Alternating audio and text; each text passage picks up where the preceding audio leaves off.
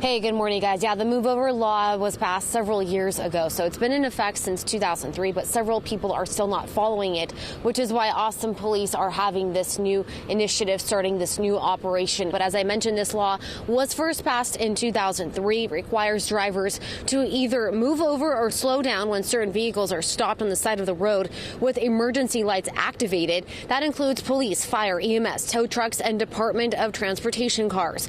Many people seem oblivious to this law, especially that it includes tow trucks. Research from AAA shows that a tow truck driver is hit and killed once every 6 days, making it one of the most dangerous jobs. In January, 2 drivers were killed in Dallas. One of them was 46-year-old Keith Holt, who was hit and killed by a driver that kept going. It happened while Holt was hooking up the car of a stranded motorist. It's an important law because it saves lives.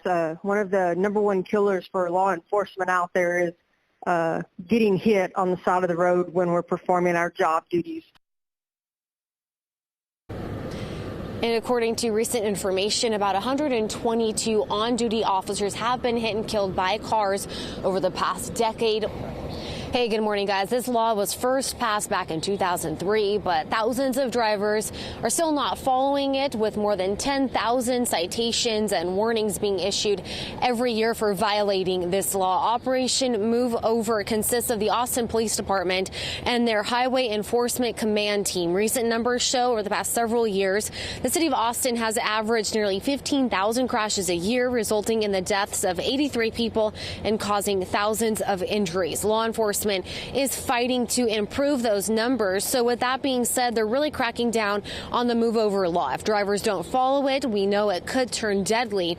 Last year, Round Rock police officer Charles Weitz was hit by a car while directing traffic and died. And just last month, a San Marcos police officer was severely hurt after being hit by a suspected drunk driver when she was responding to a traffic call. The police chief specifically talked about the importance of move over after that incident.